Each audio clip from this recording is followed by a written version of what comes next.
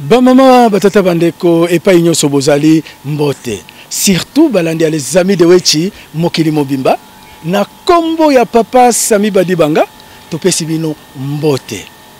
Toyebisaki bino papa Sami Badibanga aza moko oya biso ba na Belgique kuti yaza mwana poto te yaza Belgique lokola ngai Cyprien Wechi le grand belgicain. Touti epa ya papa Sami Badibanga auti ko recevoir ba monseigneur ndenge toyebisaki bino ba mama batata bandeko biso ba congolais il faut trouver solution na makambo oyo etali mboka na biso bakutana kina ba monseigneur balobaki nini lokola biso ba les amis de Wechi toloba kaka na image bolanda ba meselabe bango moko nde bakoloba.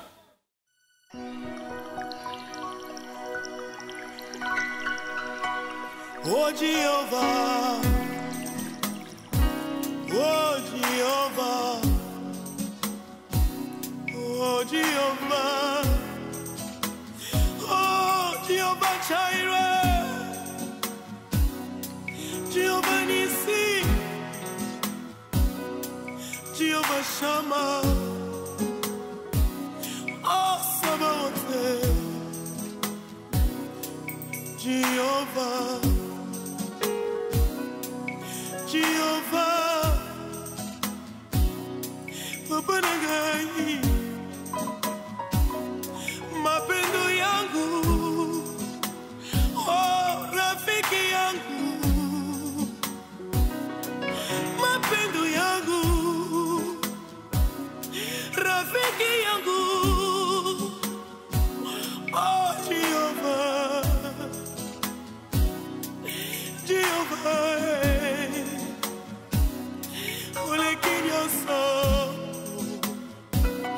Oleke pasi nyonso,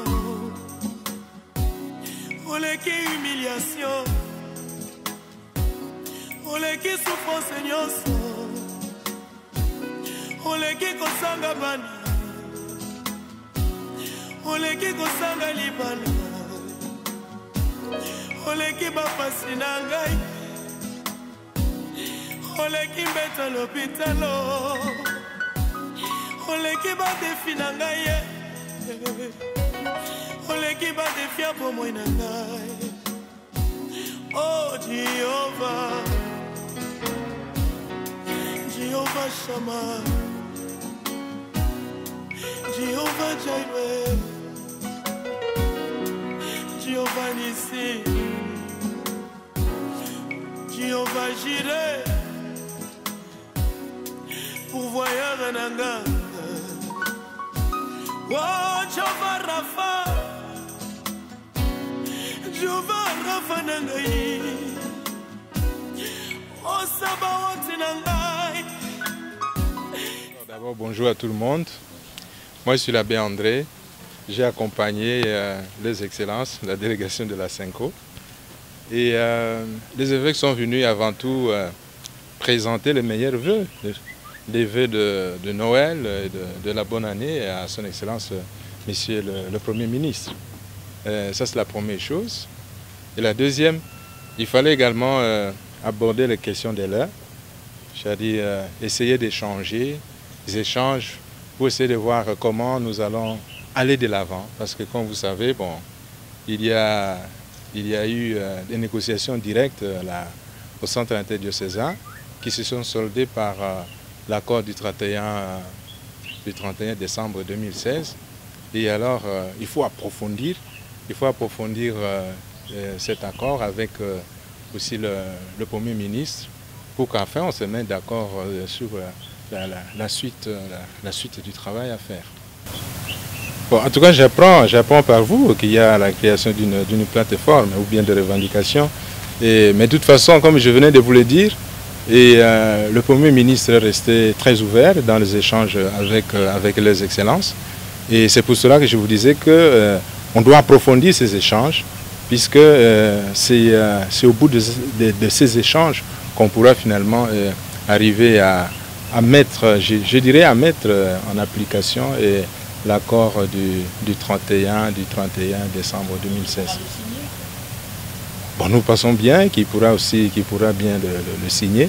Mais pour le moment, il n'a pas été question de signer ou de ne pas signer, mais plutôt d'échanger. Donc il y a un texte qui existe, mais qu'il fallait, en parler, il fallait voir le contour de ce texte.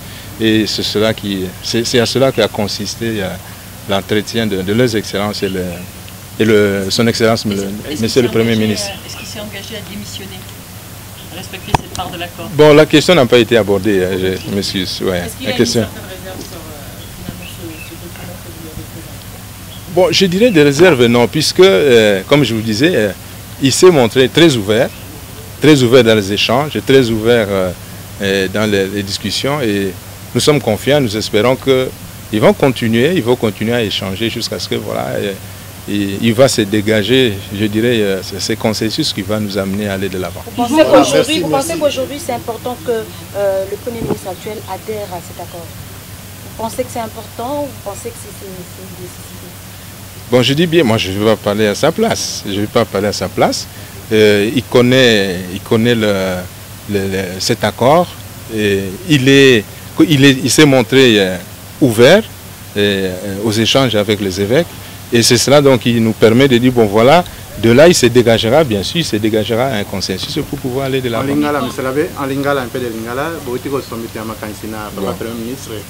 Bon, na okuse ba tate episkopo ya Senko bayaki kokutana na Premier ministre pote nano bapesa ye ba vœu ya Noël pe ya bonana lokwa biso baso toyebaki te tosepelaki biyenga wana ba simango pe bakoti kosola makambo oyo etali mboka na biso basololi okati na bango.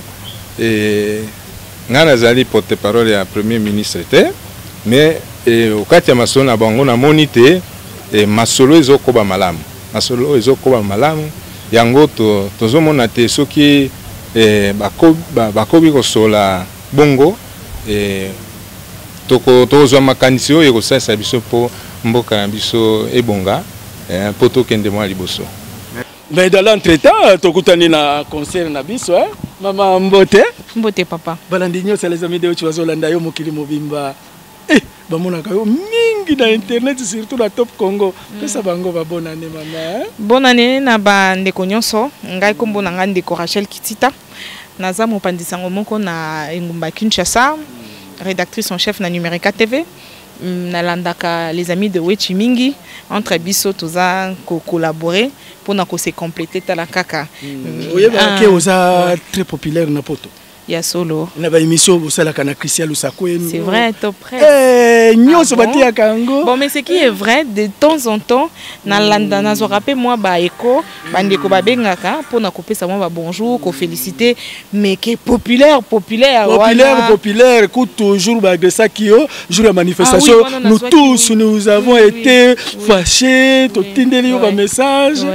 En tout cas, merci beaucoup Nabango. On a renouvelé Binopé, Bave Nangai, confiance Nakosala toujours. N'engé na messa Nakosala, Nzamba Sunga Biso pour que Biso to continue Moussala Binopé, bo continuer ko soutenir Biso à travers Kolandara Biso, Bolandara Biso, toza ba journaliste, Moussa na Biso kolukila bino ba information kotel Sabino Niniezo le ka Namboka po epé Sabino idée.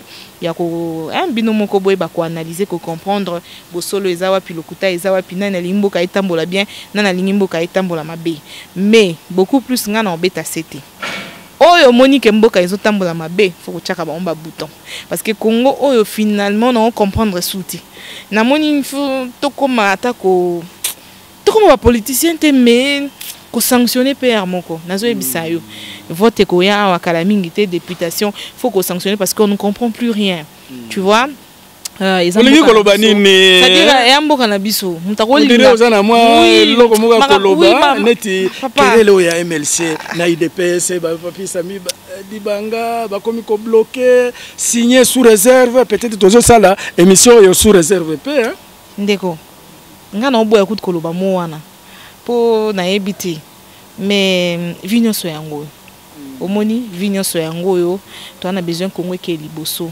ba intérêt wana pona mutu songolo pakalande tolingiti. Toi on a besoin mutu apporter ba aspiration ya peuple. Akoka kosala effort atandambu pour que population et se retrouver. Comment ko bongala ngote na 5 ans non, mais to banda malembe to jeter ba base. Alors il faut pas qu'on freine élan.